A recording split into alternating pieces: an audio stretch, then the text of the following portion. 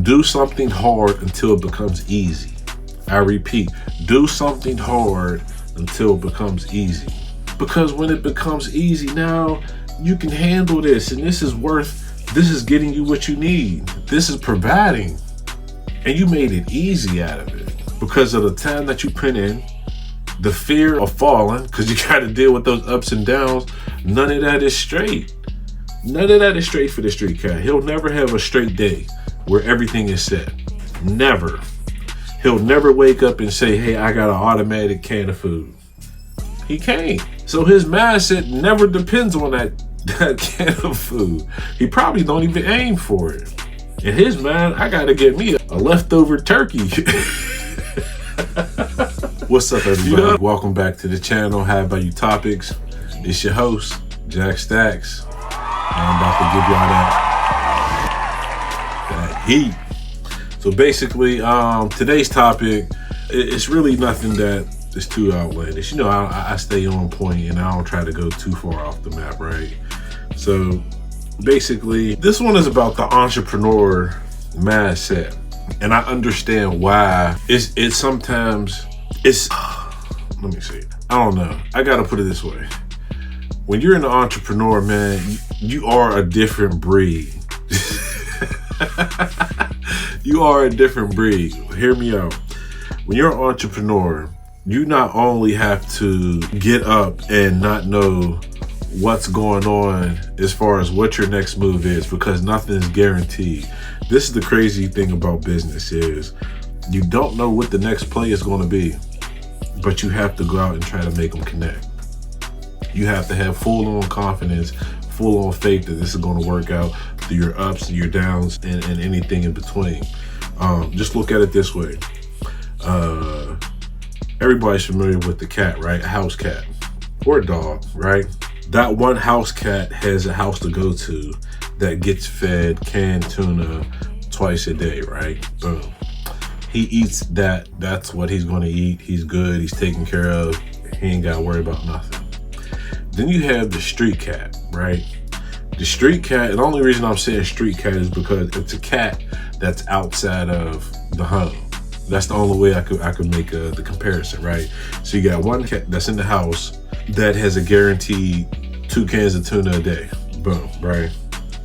Now, compared to happiness and consumption, let's base it off of the happier you are, the more you consume. That cat, house cat, has 2 meals a day, period.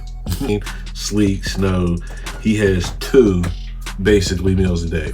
Now then you got the street cat. He's out here trying to get whatever. He has to make sure he makes something happen to make sure he has to eat, because otherwise he's not going to be able to survive.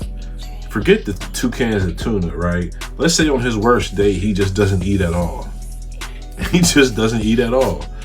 He eats maybe in 3 days, right?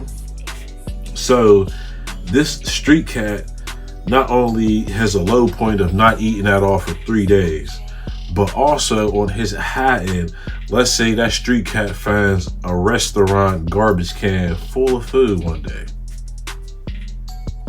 The abundance of the street cat is limitless because his boundaries is whatever he can find. And in the house cat is guaranteed only just to get those 2 cans of tuna.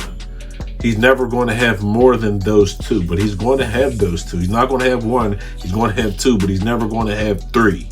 You get what I'm saying? So on his worst day, he's getting 2. On his best day, he's getting 2. He is at 2 cans of food. Some people like being house cats. Other people like being the street cats. Being out there in real time, drowning or swimming, having bad days, it's raining on him, he has to find shelter and all of that, right? Some say that's too hard of a life, right? But the rewards that it comes with from being a street cat is he has abundance anytime he makes something for himself. Sometimes he might have a meal that lasts him for weeks and days, and he has shelter that will suit him, and he makes it do what it do. That's how I can kind of relate entrepreneurs, because entrepreneurs is on your worst day, bro, you might not ever get a sale. You might not get a sale for 1 or 2 or 3 days, right?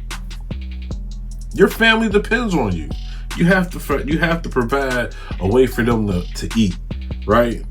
So if you're not making money for 3 days, you know how much stress comes with that, right? So imagine one day out of the 4th day, he makes an abundant sale. A sale that lasts him for a whole month, right? Now his ceiling is whatever he makes. And what we say is, you eat what you kill. If I'm a lion out here in the jungle and I have a big kill, that's for me to eat by myself. I let the whole pride eat. But you ever see how a male lion, how he practices dominance? He goes over there, boom, they made the kill, but I gotta eat it first, right? Let's say the male lion makes his own kill. He takes down that buffalo. I gotta make sure all the babies and the lionesses eat. He takes down the buffalo. They feed off of that buffalo for a week. And in our terms, you go out there, you make a sale, you out there, your family's provided over for another month of success off of 1 day. Off of 1 day.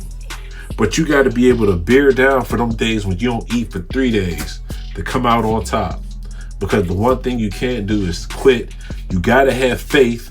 And like I said, you can't go back and forth with faith. It's either you got faith or you don't got it. Either you're going to believe all in or you ain't. Period. So just imagine how you have to move through that in business. The same way. You know what I'm saying? He hanging out in the back of what's one of them restaurants down Eddie V's, right? He getting the scraps from Eddie V's house, the street cat. So that's what I meant by relating to entrepreneur, man. Is you eat what you kill. You know what I'm saying? You eat what you kill. That's pretty much it, man. I ain't gonna go all day with it, but you get my message, man. Thanks for tuning into the channel. High value topics. It's your host, Jack Stax. I'm out of here, man. Later.